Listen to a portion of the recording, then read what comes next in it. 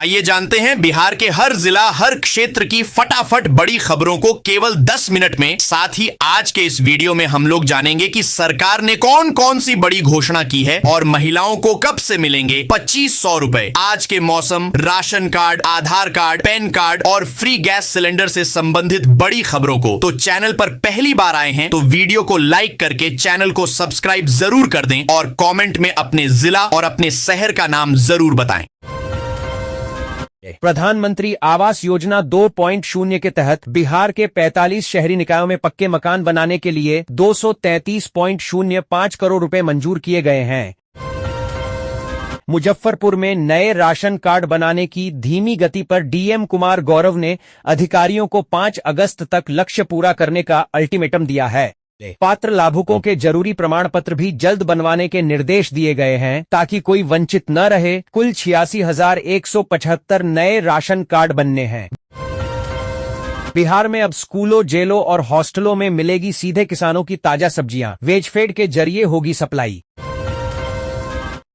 बिहार के 211 नए सरकारी डिग्री कॉलेजों में 2532 संविदा आधारित सहायक प्राध्यापकों की नियुक्ति जल्द होगी। बिहार विश्वविद्यालय सेवा आयोग 1 अगस्त तक परिणाम घोषित करेगा और 10 अगस्त तक योगदान की तैयारी है। जोकीहाट के बिजली उपभोक्ताओं से पीएम सूर्य घर मुफ्त बिजली योजना का लाभ उठाने की अपील की गई है। इस योजना से 300 यूनिट तक मुफ्त बिजली, 7-8 हजार रुपए तक की सब्सिडी और आसान ऋण सुविधा मिलेगी। बिहार लोक सेवा आयोग बीपीएससी के नाम से शिक्षक भर्ती TR4 का एक फर्जी नोटिस इंटरनेट मीडिया पर वायरल हो रहा है। आयोग ने स्पष्ट किया है कि यह विज्ञप्ति पूरी तरह भ्रामक है और अभ्यर्थियों को केवल आधिकारिक सूचनाओं पर ही भरोसा करने की सलाह दी है। भारतीय रेशम की मांग के बावजूद कोकून की कमी से उत्पादन प्रभावित हो रहा था। अब मेरा रेशम मेरा अभिमान 2.0 अभियान से बिहार में कोकून उत्पादन बढ़ाकर किसानों की आय बढ़ाने का लक्ष्य है। अक्टूबर में पटना के ऊर्जा स्टेडियम में global AI skills and education expo 2026 आयोजित होगा। यह एक्सपो बिहार के छात्रों को AI तकनीक, करियर मार्गदर्शन और रोजगार के नए अवसरों से जोड़ेगा। राज्य के सभी 38 जिलों के 1,15,064 आंगनबाड़ी केंद्रों में पूरक पोषाहार योजना के तहत अब रेडी टू कुक और रेडी टू ईट प्रीमिक्स सामग्री वितरित की जाएगी। पटना स्मार्ट सिटी लिमिटेड की पुरानी योजना के तहत 6.5 करोड़ रुपए की लागत से तैयार 200 प्री फैब्रिकेटेड दुकानों का अब नया उपयोग होगा। मुख्यमंत्री सम्राट चौधरी ने मुंगेर के तारापुर में शिक्षा, रोजगार और आधारभूत संरचना से जुड़ी कई घोषणाएं की, जिसमें असरगंज में नए डिग्री कॉलेज का शुभारंभ और सभी बीएड कॉलेजों में चरणबद्ध तरीके से डिग्री कॉलेज खोलने का ऐलान शामिल है। बिहार में लीची की फसल को नुकसान पहुंचाने वाले स्टिंक बग से निपटने के लिए वैज्ञानिकों ने कमर कस ली है। डॉक्टर राजेंद्र प्रसाद केंद्रीय कृषि विश्वविद्यालय पूसा ने किसानों को फरवरी-मार्च से निगरानी और समेकित कीट प्रबंधन अपनाने की सलाह दी है। कैमूर जिले में एकीकृत बागवानी विकास मिशन के तहत किसानों को किन्नू, अमरूद और शरीफा की बागवानी का लक्ष्य मिला है। इससे किसान पारंपरिक खेती के अलावा फल उगाकर आर्थिक रूप से मजबूत होंगे, जिसके लिए 2026 से 27 तक 75 हेक्टेयर में बागवानी की जाएगी। सासामुसा चीनी मिल में स्क्रैप कटाई का काम रोक दिया गया है। अब मंगलवार को पटना में होने वाली उच्चस्तरीय बैठक में मिल के भविष्य और बकाया भुगतान पर निर्णय लिया जाएगा। बिहार विद्यालय परीक्षा समिति ने 2027 की मैट्रिक और इंटरमीडिएट परीक्षाओं के लिए डमी रजिस्ट्रेशन कार्ड जारी कर दिए हैं। विद्यार्थी 25 जुलाई से 14 अगस्त तक अपने कार्ड में दर्ज विवरणों की जांच कर त्रुटियों में सुधार करा सकते हैं।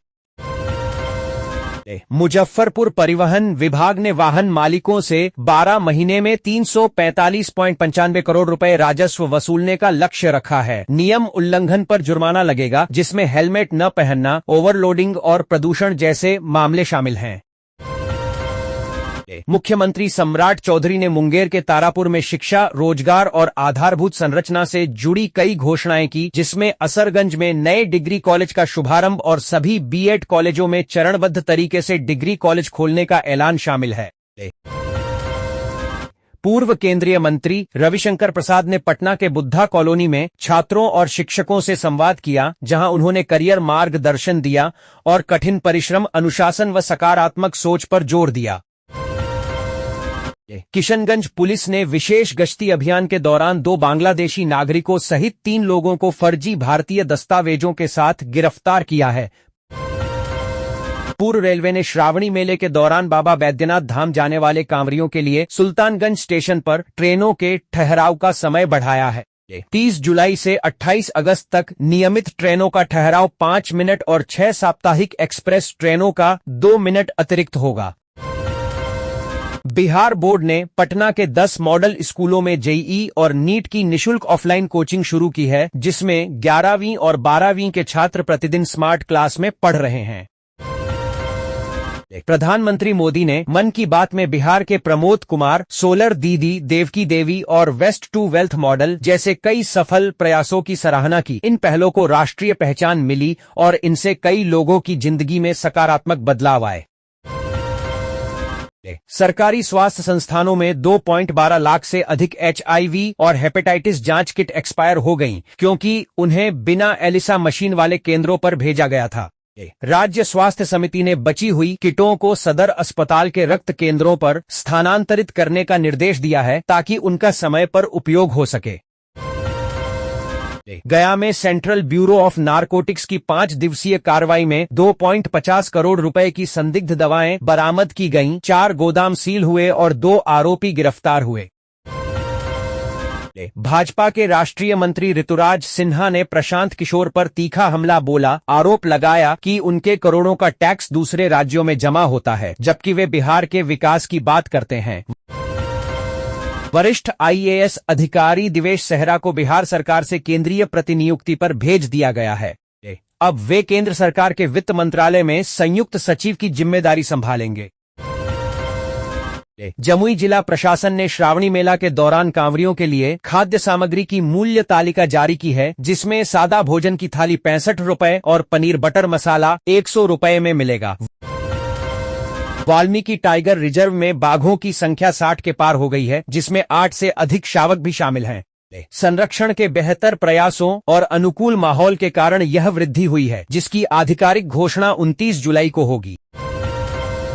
बिहार में सरकारी शिक्षकों के लिए 29 जुलाई से ऑनलाइन ट्रांसफर आवेदन शुरू होंगे, जिसमें TRET शिक्षक, प्रधानाध्यापक और लाइब्रेरियन भी शामिल होंगे। बिहार के 22 जिलों में अगले 24 घंटे के दौरान 30 से 40 किमी प्रति घंटा की रफ्तार से हवा के साथ मेघ गर्जन की संभावना है। 29 जुलाई को भभुआ, बक्सर समेत कई जिलों में भारी बारिश का अलर्ट जारी किया गया है, जबकि उमस बनी रहेगी। रोहतास के किसानों के लिए खुशखबरी, खेत की मेड़ पर अरहर उगाने पर मुफ्त बीज के साथ मिलेंगे 1000 रुपए। भोजपुर के शाहपुर स्थित कुंडवा महादेव मंदिर के विकास और सौंदर्यीकरण के लिए बिहार सरकार के पर्यटन विभाग ने सकारात्मक रुख दिखाया है।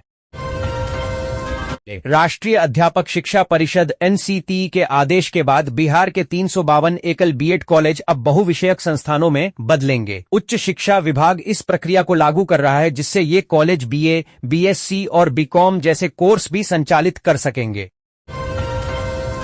ऑल इंडिया स्टूडेंट्स एसोसिएशन आइसा की राष्ट्रीय अध्यक्ष नेहा बोरा ने पटना में जेल में बंद छात्र नेताओं से मुलाकात की और बिहार सरकार को चेतावनी दी कि यदि गिरफ्तार छात्रों को जल्द रिहा नहीं किया गया तो छात्र आंदोलन तेज किया जाएगा।